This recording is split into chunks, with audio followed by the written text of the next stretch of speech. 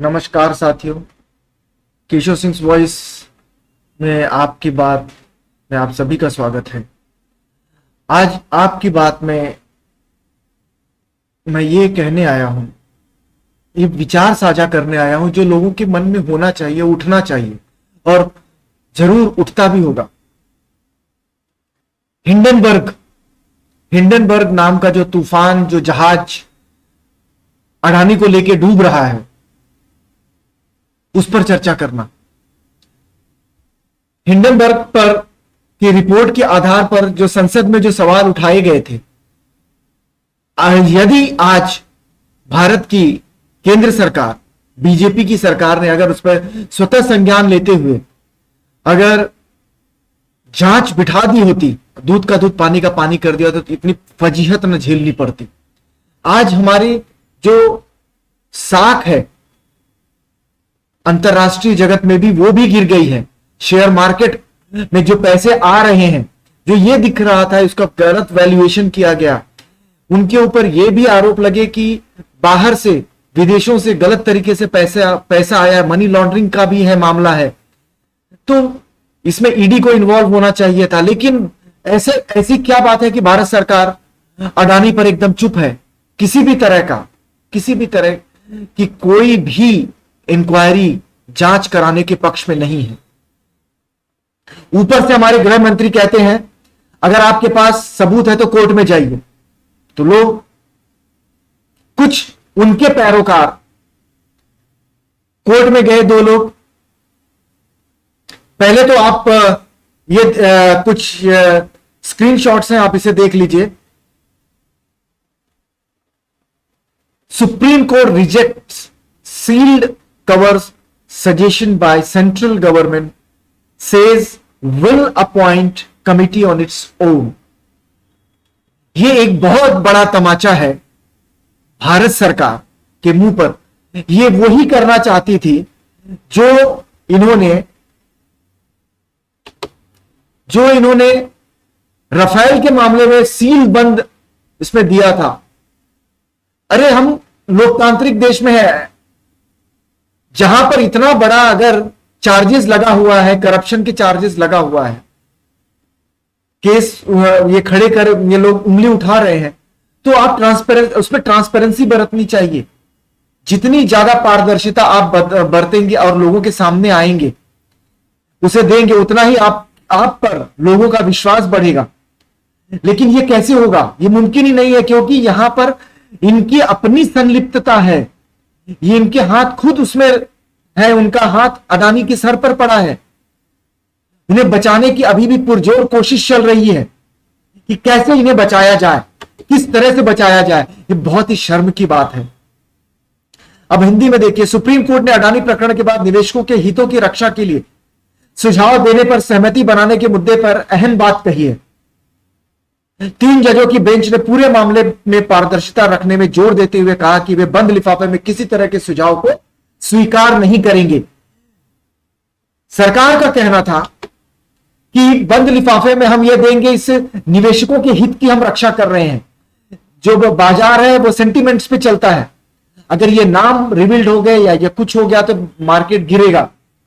अब supreme court का कहना था कि ऐसा कैसे, जब हम ट्रांसपेरेंसी बरतने की बात कर रहे हैं, निवेशकों की ही हित की रक्षा करने की बात कर रहे हैं, और इसके अंदर जो आप 3 नाम जो देंगे वो आप ही के द्वारा दिए गए हैं, तो फिर उसमें जब वो जो जांच होगी वो आप पर जांच कैसे होगी?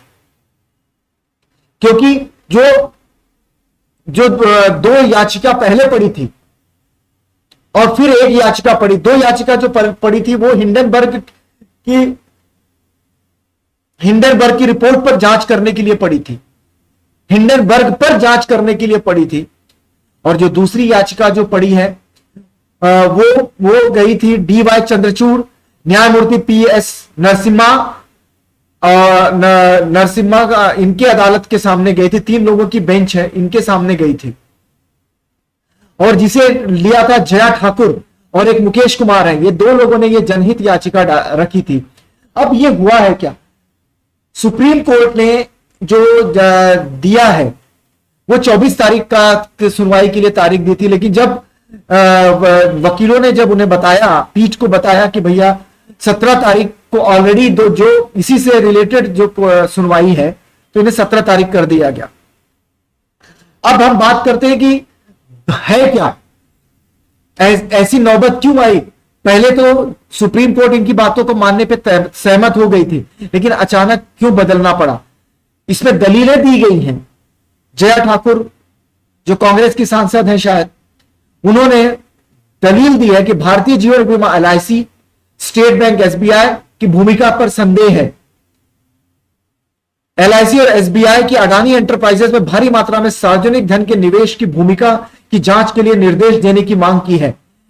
हिंडनबर्ग रिसर्च ने हाल में अडानी ग्रुप पर धोखाधड़ी का आरोप लगाया था। इसके बाद से ग्रुप की कंपनियों के शेयरों में तेज गिरावट आई। इसे लेकर सुप्रीम कोर्ट ने सुझाव दिया था।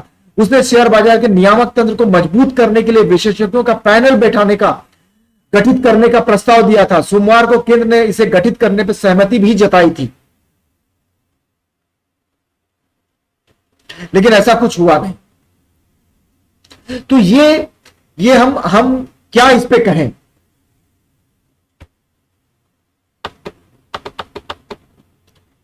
तो आप अब इससे आप ये समझ सकते हैं कि भारत में न्याय प्रणाली और ये सरकार तो कुछ मानने के लिए, सोचने समझने के लिए तैयार ही नहीं है। आपके पास सबूत है, आप कोर्ट में जाइए, सीधा कहते हैं हर बात के लिए। आपके पास सबूत है तो आप कोर्ट, पेगासस आपके पास सबूत है। और इन्हें पता है कि जनमानस इन सब चीजों को भूल जाएगा, क्योंकि हमारी जो जनसंख्या है उसका बहुत सारा जो हिस्सा है, उन्हें इन बातों से कुछ लेना देना नहीं है। क्या चल रहा है क्या नहीं चल रहा है, इससे कुछ लेना देना नहीं है। सरकार 2024 में राम मंदिर खुलवाने के लिए कटिबद्ध है और उसी पर उसे वोट मिलेगा।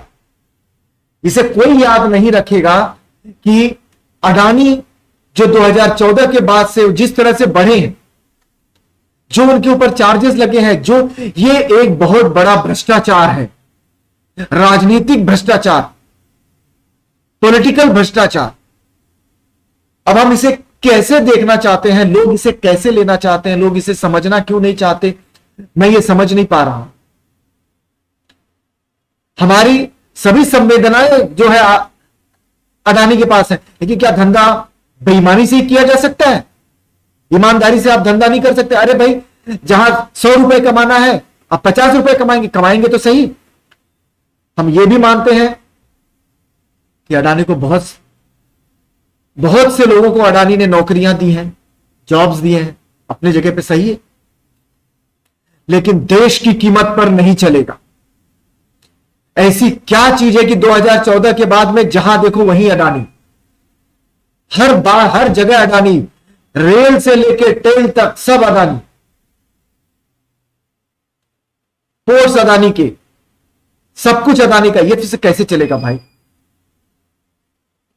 इस बात को हमें और आपको समझना पड़ेगा। सरकारें ऐसे नहीं चलती हैं, ऐसे काम नहीं करती हैं।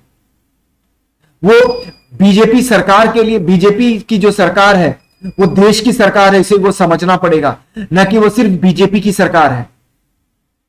बीजेपी जो है भारत की सरकार है। जब वो कुछ करती है या करती हुई दिखती है तो पूरे विश्व में वो दिखाई देता है। अब वो जमाना नहीं है, 14वीं 16वीं या 18वीं शताब्दी में नहीं है कि जो आपके देश में अगर कुछ हो रहा है तो कहीं पता नहीं चलेगा। आप जो कुछ करते हो वहां पर देश के लोगों की अस्मिता भी उसमें जुड़ जाती है, और वहां पर देश को आप प्रतिनिधित्व कर रहे हो। आप क्या दिखाना चाहते हो? मंदिर जो है वो एक अलग मुद्दा है, धर्म अलग चीज है। हम कब अपनी आंखें खोलेंगे, कब हम इन सब चीज से बाहर आएंगे और लोगों को बताएंगे कि ये क्या चल रहा? तो अब देखते हैं सुप्रीम कोर्ट के आने के बाद अडानी पर और क्या गाज गिरती है। बहुत सारे जो टेंडर्स हैं उनके रद्द हो गए हैं, कई डील्स उनकी कैंसिल हो गई हैं। अडानी जी कह रहे हैं कि हम इन्वेस्टर्स को पूरा डिविडेंड देंगे, और ये एक चाल होती है, क्योंकि अगर वो ऐसा नहीं कहेंगे तो जो जिन लोगों ने पैसे लगाए हैं वो अपने पैसे लेने चालू करेंगे और मार्केट में वो गिराएंगे। तो उन्हें रोकना भी है। तो ये एक बिजनेसमैन की चाल है। और मैं हमेशा से कहते आया हूं कि झूठ के पांव बहुत बड़े नहीं होते हैं, बहुत छोटे होते हैं, उनकी उम्र बड़ी छोटी होती है।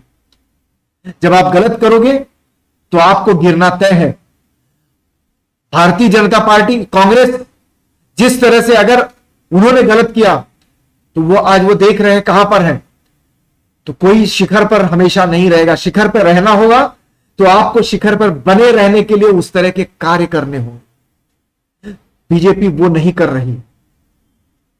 नरेंद्र मोदी अपने आप को देश समझने लगे हैं और यही देश के लिए सबसे खतरनाक स्थिति होने वाली है और हो रही है।